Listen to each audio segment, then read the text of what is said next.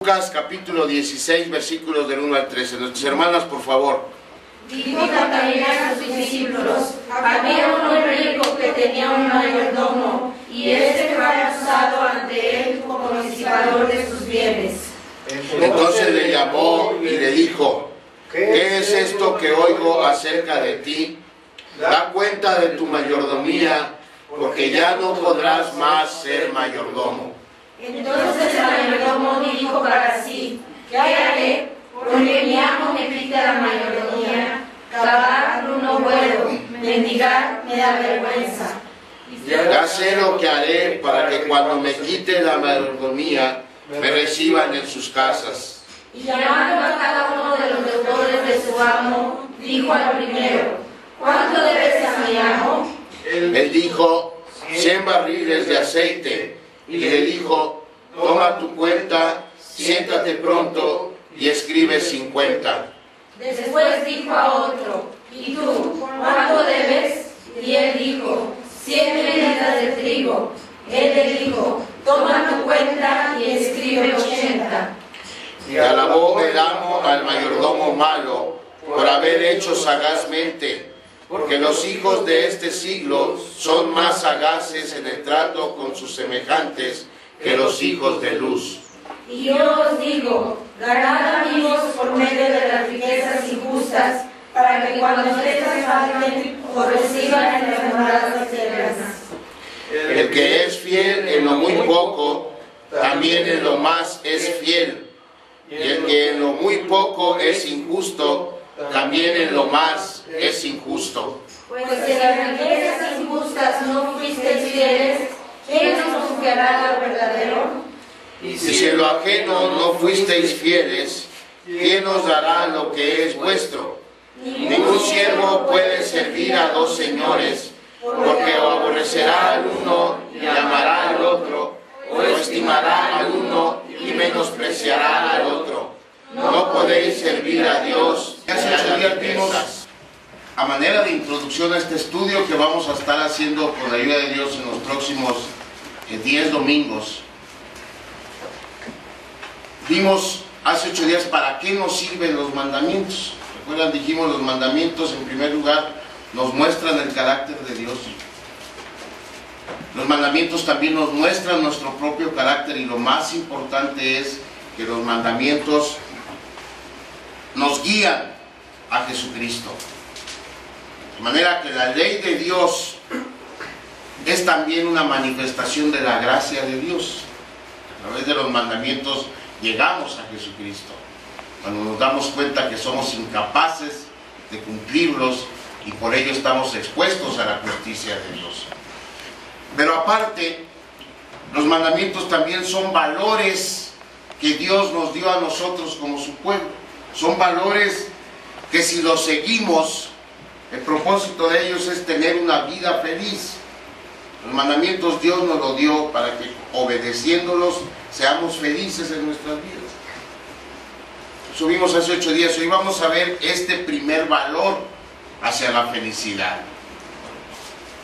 Y a manera ahora de introducción a este sermón, que con la ayuda de Dios preparamos, déjeme recordarle que este primer mandamiento, al igual que el resto de los otros 9, fueron dados por Dios no solo a su pueblo del Antiguo Testamento, es decir, a Israel, sino también a la iglesia del Nuevo Testamento, de la cual usted y yo somos parte. De manera que cuando estudiamos los mandamientos, no nos estamos embarcando solamente en un estudio que pudiera ser interesante o no, pero que no tiene importancia. No estamos hablando, o no vamos a hablar solamente de cómo pensaba y cómo actuaba la gente del tiempo de Moisés. Este asunto de los 10 mandamientos tiene una relevancia total para nosotros. Y hablando específicamente del primer mandamiento, este mandamiento tiene una importancia y una relevancia para nosotros porque el mismo Señor Jesucristo lo cumplió explícitamente. ¿Recuerdan cuando Satanás tentó al Señor Jesucristo en el desierto al inicio de su ministerio, una de las tentaciones fue que Satanás demostró todos los reinos de la tierra, dice la Biblia. Y la proposición o la propuesta de Satanás fue: todo esto te daré si postrado me adorares.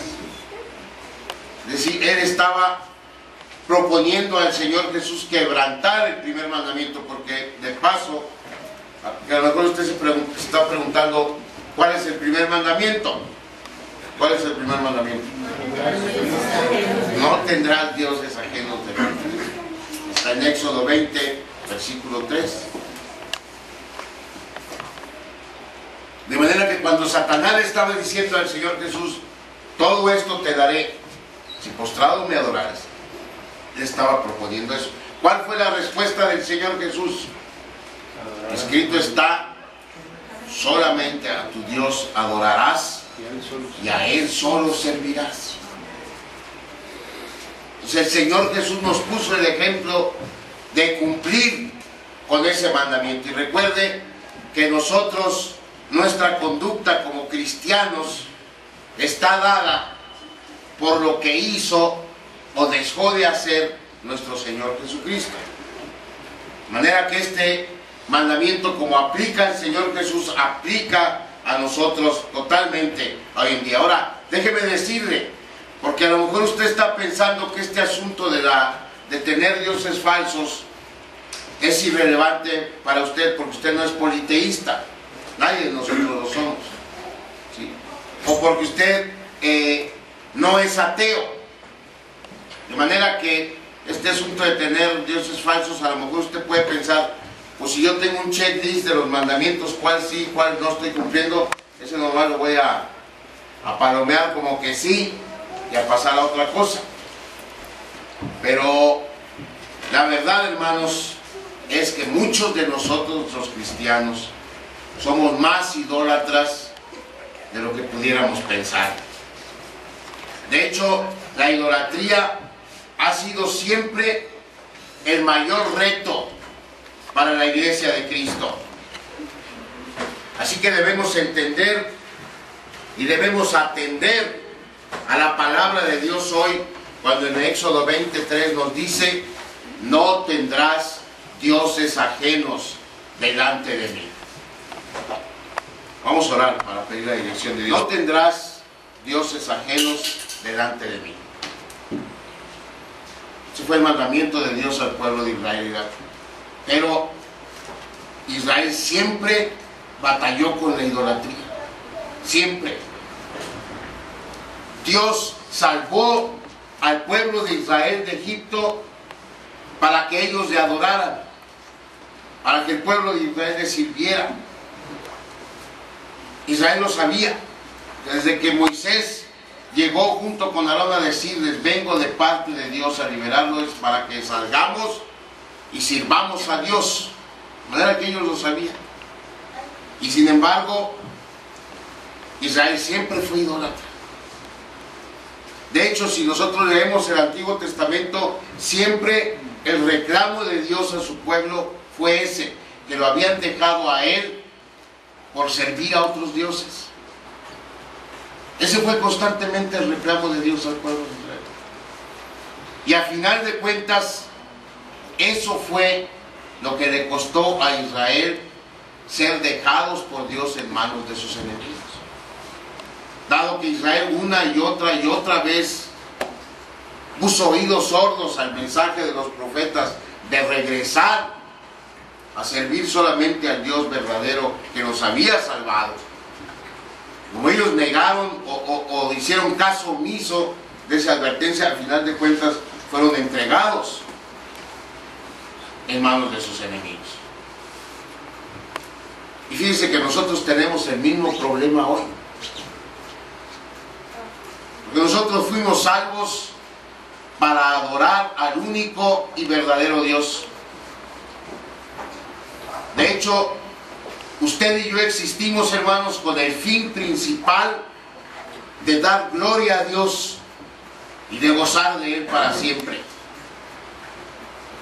Y sin embargo, al igual que Israel, batallamos con la idolatría. Y ahorita le voy a explicar por qué. A lo mejor usted está pensando, no, yo no soy idólatra, pero va a ver cómo sí. Por eso este primer mandamiento tiene una relevancia vital para nosotros. Porque cuando fallamos en cumplir el primer mandamiento, fallamos en cumplir con el propósito para el cual Dios nos hizo. Y si fallamos en cumplir ese primer mandamiento, olvídese, entonces vamos a fallar en cumplir los otros 9. Empezamos mal. Quiero que veamos con la ayuda de Dios dos enfoques de este primer mandamiento, un enfoque negativo y un enfoque positivo. Primero vamos a ver el negativo. Y en este enfoque negativo debemos tomar que el mandamiento empieza con un enfático no. No tendrás dioses ajenos delante de mí. Cuando Dios dice no, no quiere decir que mientras Dios